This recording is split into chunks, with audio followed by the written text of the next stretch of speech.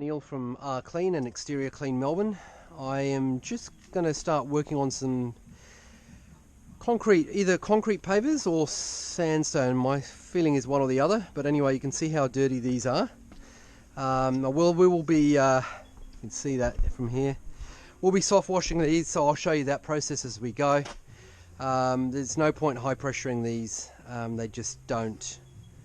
The results just don't come up. Especially this is definitely sandstone, so you can see the sandstone under the pavers there. That just won't come up with high pressure. So even if you use hot water, so the best thing to do is soft wash it, and I'll show you that process and keep you posted. So this is the application stage here. So we're basically spraying down the chemical. You've really got to soak it on this kind of stone because it's very porous kind of stone. So you have to be very liberal with the application. Sometimes with this kind of stone you might need to do 2 coats, so it doesn't necessarily come right in one coat. So I'll show you that.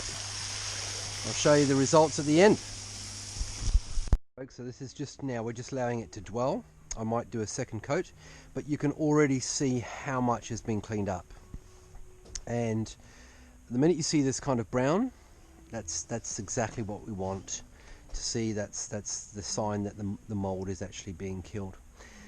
Now just remember, with soft washing, one of the advantages is that you also kill the spores of the mold. So the regrowth time for the mold is longer, as opposed to just when you're working with pressure.